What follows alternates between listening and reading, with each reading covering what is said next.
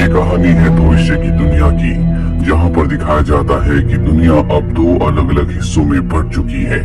एक वो हिस्सा है जिसे ऑफशोर कहा जाता है, जहाँ के लोगों के पास सारी सहूलियतें हैं, वो जो चाहते हैं वो कर सकते हैं। जबकि दूसरा हिस्सा बहुत गरीब है, जो झोपड़पट्टी में रहते हैं, जिनके पास ना खाने के लिए भरपूर खाना है, ना ही कोई मेडिकल फैसिलिटी है, और उनकी जिंदगी में हर एक चीज का अभाव है। लेकिन झोपड़पट्टी में रहने वाले हर एक इंसान को मौका दिया जाता है कि वो ऑफशोर का हिस्सा बन जाए। इसीलिए जब झोपड़पट्टी में रहने वाले लोग 20 साल के होते हैं तो उन्हें एक सिलेक्शन प्रोसीजर के थ्रू गुजरना पड़ता है, और ऑफशोर में रहने वाले लोग उनमें से 3% को चुनते हैं जो उनके साथ उनकी दुनिया में रह सकते हैं, जहाँ पर किसी चीज की कोई कमी नहीं है। और अब अनाउंसमेंट की जाती है कि 104 प्रोसीजर शुरू हो रहा है, यानी कि आज से पहले 103 प्रोसीजर हो चुके हैं।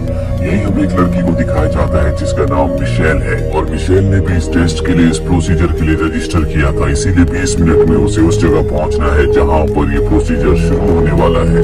जितने भी लोग 20 साल के हैं, ये सब के सब उस जगह की तरफ निकल पड़ते हैं। यहाँ पर जितनों ने भी रजिस्टर किया होता है, उनके कान के पीछे एक डिवाइस होता है जिसमें लाल रंग की रोशनी होती है। दरअसल जब भी कोई इस टेस्ट के लिए, इस प्रोसीजर के लिए रजिस्टर करता है तो उसे ये डिवाइस दिया जाता है। ये एक तरह का एंट्री पास है। ये सब के सब उस जगह पहुंच जाते हैं। मिशेल की दोस्त भी उसके साथ होती है। यहाँ पर इनके सामने चीफ आता है। वो सबसे कहता है कि किसी के साथ कोई नाइंसाफी नहीं होगी, तुम में से 3% को चुना जाएगा। अपनी स्पीच खत्म होने के बाद चीफ यहाँ पर एक नई एम्प्लॉय से मिलता है, जो उसे बताती है कि मुझे यहाँ पर हेड्स ने भेजा है ताकि मैं तुम्हारी परफॉर्मेंस चेक कर सकूं। ये बात चीफ को अच्छी नहीं लगती, क्योंकि वो अपने काम में किसी तरह की दखल अंदाजी नहीं चाहता, और वो इस बात का विरोध नहीं कर सकता क्योंकि हाई अथॉरिटीज यानी कि हेड्स ने उसे यहाँ पर भेजा है। और अब सबका इंटरव्यू शुरू हो जाता है। यहाँ पर वो लोग जो इंटरव्यू में फेल हो रहे होते हैं, उन्हें झोपड़पट्टी में, स्लम्स में वापस भेज दिया जाता है। हालांकि हर कोई ऑफशोर में जाना चाहता है ताकि एक बेहतर जिंदगी जी सके, लेकिन इस इंटरव्यू को, टेस्ट को पास करना इतना आसान नहीं है। वही मिशेल को दिखाया जाता है जिससे बहुत सारे पर्सनल क्वेश्चंस पूछे जाते हैं। मिशेल बताती है कि उसका एक बॉयफ्रेंड था जो 1 साल पहले ही 20 साल का हो गया था।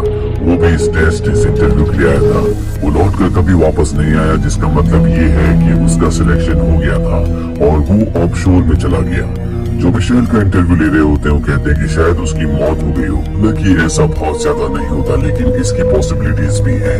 और अब वो मिशेल से कहते हैं कि अपने गले का लॉकेट उतार कर यहाँ पर रख दो। ये वही लॉकेट होता है जो उसके बॉयफ्रेंड ने उसे दिया था।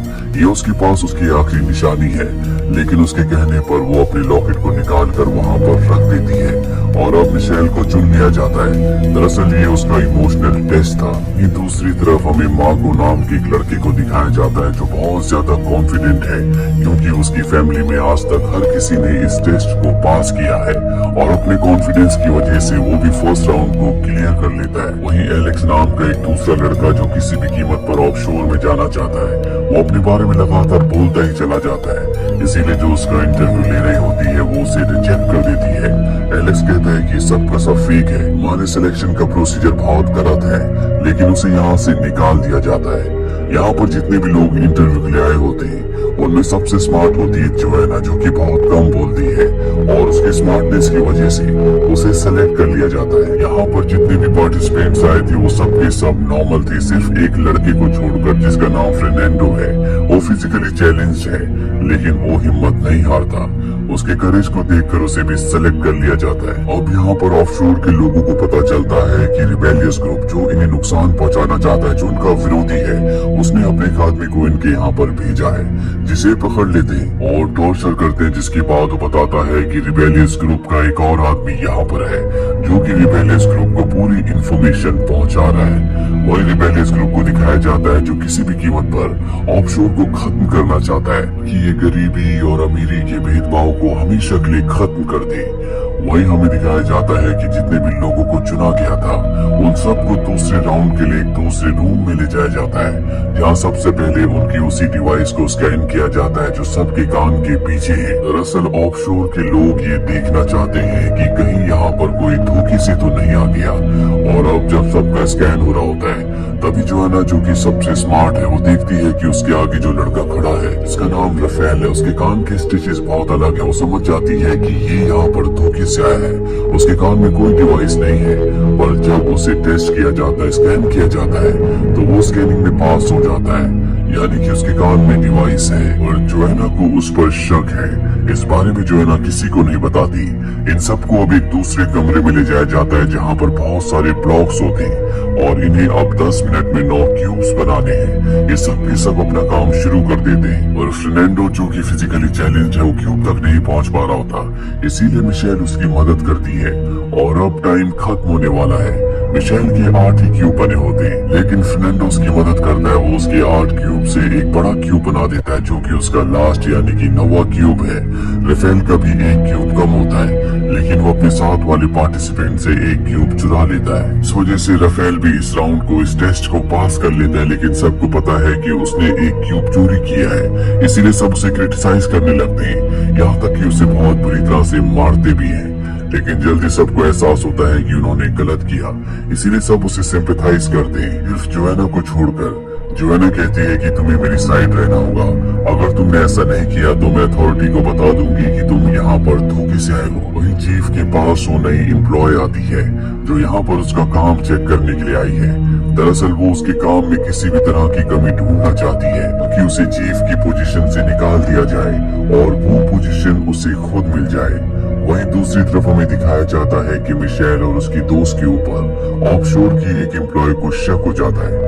वो दोनों को अपने साथ ले जाती है और पूछती है कि तुम दोनों में से कौन है जो रिबेलियस ग्रुप के लिए काम करता है। अगर तुमने इस बात को एक्सेप्ट नहीं किया तो तुम दोनों को मार दिया जाएगा। ये कहकर वो वहाँ से चली जाती है। मिशेल अपनी दोस्त से कहती है कि इससे पहले कि ये हमें मारे, हमें इसे मारना होगा। और जब वो एम्प्लॉय वापस आती है तो मिशेल की दोस्त उसके ऊपर हमला कर देती है, पर मिशेल उसके ऊपर हमला नहीं करती। दरअसल ये मिशेल का प्लान था। उसने अपने आप को बचाने के लिए अपनी दोस्त की कुर्बानी दे दी, क्योंकि मिशेल ही वो लड़की है जो कि रिबेलियस ग्रुप के लिए काम करती है। उसे लगता है कि अगर वो इस ऑर्गेनाइजेशन का खात्मा कर दे तो सब लोग एक समान जिंदगी जी सकते हैं। और 1 साल पहले उसका बॉयफ्रेंड इस ऑर्गेनाइजेशन में टेस्ट के लिए नहीं आया था, बल्कि उसका भाई आया था, जो कभी लौटकर वापस नहीं आया और किसी भी कीमत पर वो अपने भाई तक पहुंचना चाहती है। मिशेल की दोस्त को मार दिया जाता है। वहीं फर्नांडो को दिखाया जाता है जब उसका फिजिकल टेस्ट किया जाता है तो डॉक्टर उसके पैरों पर सुई चुभाती है और पहली बार उसे जिंदगी में दर्द का एहसास होता है। डॉक्टर उसे बताती है कि तुम्हारे पैर ठीक हो सकते हैं। अगर तुम ऑफशोर के लिए चुने गए तो वहाँ पर तुम्हारे पैरों का इलाज होगा, जिसके बाद तुम आराम से अपने पैरों पर चल सकोगे। और अब इन सबको फाइनल टेस्ट के लिए एक रूम में भेजा जाता है। यहाँ पर 4 स्टैचूज होते हैं। इनमें एक नीले कपड़ों वाली स्टैचू होती है, जिसके चेहरे के एक्सप्रेशन देखकर इन्हें बताना है कि यहाँ पर इसके साथ क्या हुआ है। दरअसल सभी के चेहरे पर कोई ना कोई एक्सप्रेशन है और अब ये अपने अपने हिसाब से कहानियां बनाना शुरू करते हैं। फर्नांडो भी अपनी कहानी सुनाता है जो सबको सही लगती है, लेकिन यहाँ पर रफेल को उसकी कहानी पर विश्वास नहीं है। वो कहता है कि इस लेडी को सिल्वर से, मेटल से प्रॉब्लम है, इसीलिए इसने सिल्वर का, मेटल का कुछ नहीं पहना। इसके हाथ में जो रिंग है वो शीशे की है और इसकी जो ज्वेलरी है वो लकड़ी की है, जबकि बाकी लोगों ने मेटल की, सिल्वर की चीजें पहनी है।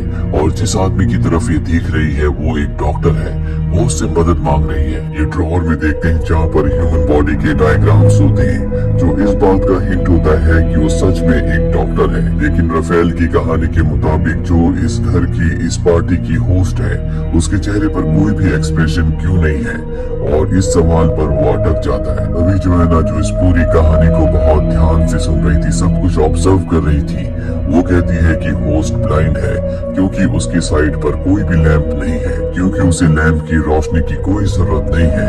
और अब ये दूसरे ड्रॉअर को चेक करते हैं, जिसके अंदर इन्हें एक बुक मिलती है जो कि ब्लाइंड्स की बुक है। इससे साबित हो जाता है कि इनकी कहानी पूरी तरह से ठीक है। इस तरह से ये इस टेस्ट को पास कर लेते हैं और अब इन्हें अगले राउंड में भेजा जाता है, जहाँ पर ये सब के सब एक कमरे में होते हैं।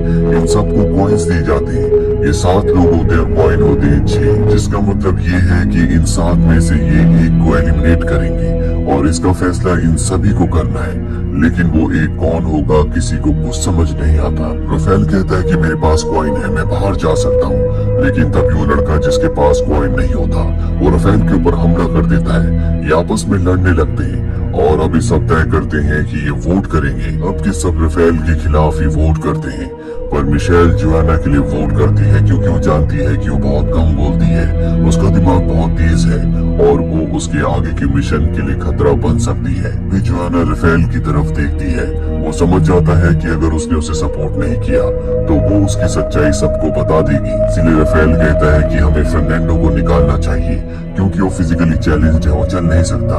फर्नांडो कहता है कि अगर मैं इस राउंड को जीता और ऑफशोर में गया, डॉक्टर ने कहा है कि मेरे पैरों का इलाज हो सकता है, मैं पूरी तरह से ठीक हो सकता हूँ। ये सातों के सातों कंफ्यूज्ड है, इसीलिए तय करते हैं कि सबको एक एक रिबन देंगे और जिसका रिबन सबसे छोटा होगा उसे निकाल दिया जाएगा। चीफ और नई एम्प्लॉय सब कुछ देख रहे होते हैं, तभी चीफ अपने नई एम्प्लॉय से कहता है कि तुम इन सब पर नजर रखो, मैं अभी आता हूँ।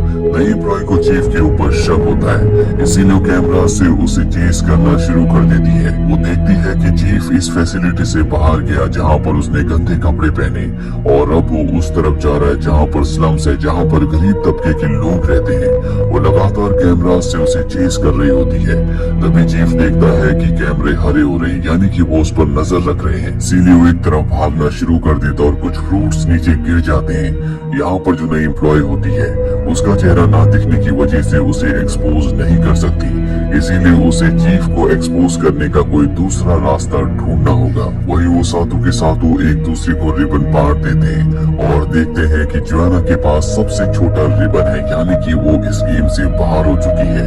और अब सब अपना अपना कॉइन लेकर एक एक करके रूम से बाहर निकल जाते हैं। और जब आखिरी लड़का बाहर निकलने के लिए अपना कॉइन देख रहा होता है तो उसके पास कॉइन नहीं होता, तभी जोआना वहाँ से निकल जाती है क्योंकि जोआना ने उसका कॉइन चुरा लिया था।